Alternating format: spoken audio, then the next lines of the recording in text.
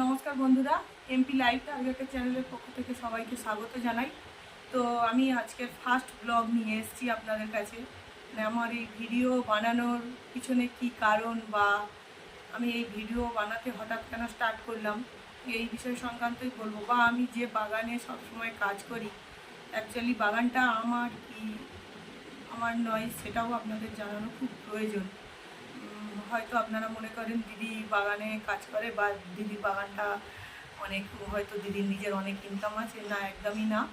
বাগানটা আমার অ্যাকচুয়ালি লিজে নেওয়া, লোকের বাগান নেওয়া।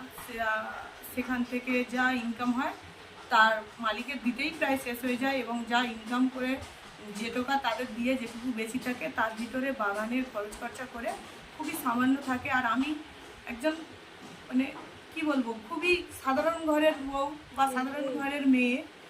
আমি মানে এই প্ল্যাটফর্মে আসার একটাই কারণ, যে আমার জীবনের যে টার্গেট বা আমার জীবনের যা ইচ্ছা, মানে সেটাকে যদি পূরণ করতে পারি এই চ্যানেলের মাধ্যমে, সেটাই আমার ইচ্ছা। আমাদের মতো সাধারণ মানুষদের তো কোনো প্ল্যাটফর্ম পাওয়ার মতো কোনো কিছুই নেই। বা আমার একটা ছেলে আছে, তাকে মানুষ করার ইচ্ছা মনে রাখি। আপনারা তো জানেন এখনকার দিনে একটা মধ্যবিত্ত ঘরের ছেলেকে মানুষ করতে গেলে প্রচণ্ড কষ্টের ব্যাপার। সেই হিসাবেই আমি আজকের ব্লগটা শুরু করেছি। তো আমি জানি না আমি আপনাদের মনেতে কতটা জায়গা করতে পারছি আমার এই ভিডিওগুলোর মাধ্যমে। তো একটাই অনুরোধ করব আপনাদের, প্লিজ আমার চ্যানেলটিকে একটু সাবস্ক্রাইব করুন, আমাকে একটু সাপোর্ট করুন। আমি যাতে মনের উদ্যম নিয়ে এই চ্যানেলটাকে আগিয়ে নিতে পারি, বা অডিয়েন্সকে বলবো অন্তত ভিডিওগুলো দেখে একটা সাবস্ক্রাইব করার ব্যবস্থা করবেন বা করে দেবেন। আমি তাতে বা একটা লাইক করবেন বা কমেন্ট করবেন আমার ভিডিওগুলো কেমন হচ্ছে, তাতে ভালো হোক আর মন্দ হোক আমি জানবো যে হ্যাঁ, অন্তত খারাপ হলেও হচ্ছে বা খারাপ করছি আর একটু বেটার করার চেষ্টা করব। তো যদি সেই রকম কিছু মনে হয়, আপনাদের যদি মনে হয় যে আমাকে আপনাদের কোথাও একটু জায়গা দেয়া যাবে, তো আপনারা চেষ্টা করবেন দেয়ার। আমি সেক্ষেত্রে খুব উপকৃত হব।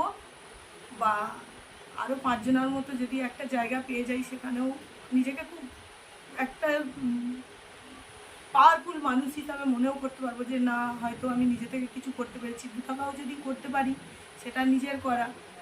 যে জন্য আমি আজকের একটা বাগানেতে দিন রাত পরিশ্রম করি। সকাল থেকে উঠি, আপনারা দেখেছেন আমার ভিডিওতে, আমি 4টের সময় উঠি আর প্রায় সন্ধ্যে রাত 9টা পর্যন্ত ওই বাগানের পিছনে পরিশ্রম করতে থাকি। ভালোভাবে খাওয়ারও সময় থাকে না আমার।